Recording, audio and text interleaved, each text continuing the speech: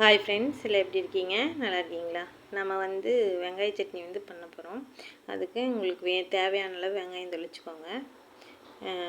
புளி ஒரு எலுமிச்சங்காய் சைஸ் புளி போட்டுக்கலாம்.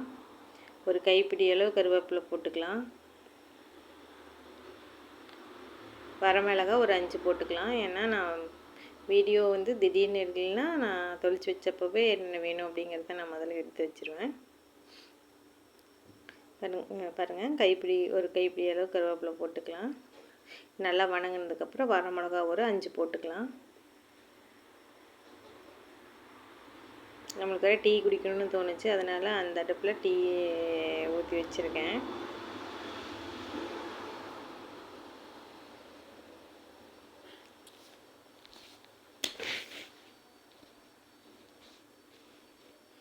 நம்ம இட்லிக்கு போடுற உளுந்து தேவையான அளவு போட்டு தனியாக எடுத்து வறுத்துக்கலாம். வெங்காயம் வணங்கினதுக்கப்புறம் மிக்ஸி ஜாரில் மாற்றிட்டு அதுலேயே நம்ம வரமிளகாய், கடலைப்பருப்பு, உளுந்து 3ஐயும் போட்டு வறுத்து எடுத்துக்கலாம் வெங்காய சட்னி செய்கிறதுக்கு. பாருங்கள், நம்மளுக்கு வெங்காயம் மட்டும் தொளிச்சிருந்தால் போதும். 10 மினிட்ஸில் வெங்காயம் சட்னி நம்மளுக்கு ரெடி ஆயிரும். காப்பி பொங்கிருச்சு, ஆஃப் பண்ணிக்கலாம். பாருங்கள், வெங்காயம் மிக்ஸி ஜாரில் மாற்றிக்கலாம்.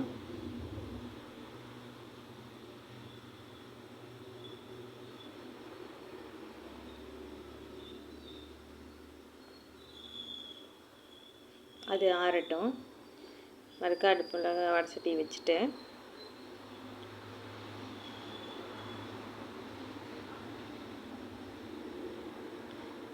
வரமிளகா ஒரு 5 போட்டுக்கிறேன்.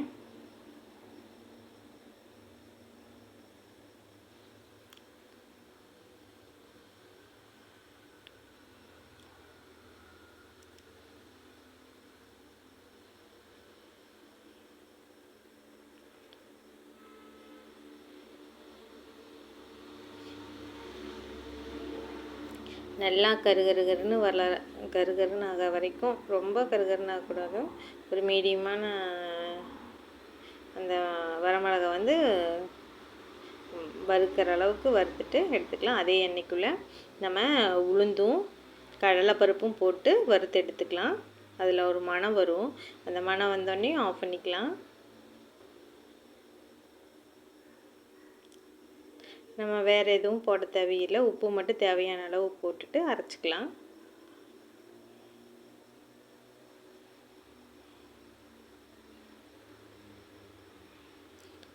இந்த கடலைப்பருப்பு வணங்கிட்டுருக்கேன். உளுந்தும் கடலைப்பருப்பு வறுத்து போட்டுக்கலாம்.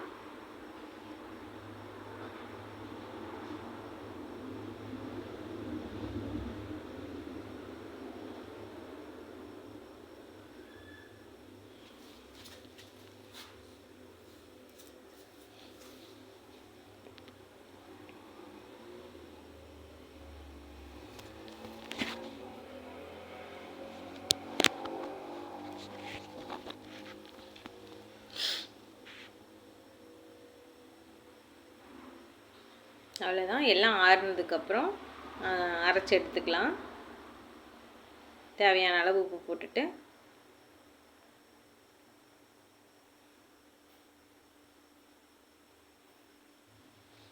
அரைச்சி எடுத்துக்கலாம். இது தாளிப்பு எதுவும் தேவையில்லை. நம்ம அப்படியே அரைச்சி சாப்பாட்டுக்கு பிணைஞ்சோ தோசைக்கும் வச்சு சாப்பிட்டுக்கலாம். செம டேஸ்ட்டாக இருக்கும். சாப்பாட்டுக்கும் சாப்பிட்லாம், தோசைக்கும் சாப்பிட்லாம். 2 in 1 தான். எதுக்கு வேணால் தோசை, இட்லி எல்லாமே சாப்பிட்லாம்.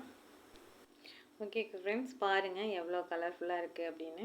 நம்ம இப்போ தோசைக்கு தான் அரைச்சிருக்கோம். செம்ம டேஸ்ட்டாக இருக்கும். இந்த மாதிரி வெங்காய சட்னி அரைச்சி சாப்பாட்டுக்கும் தோசைக்கும் சாப்பிட்டு பாருங்கள். ஓகே ஃப்ரெண்ட்ஸ், பாய்.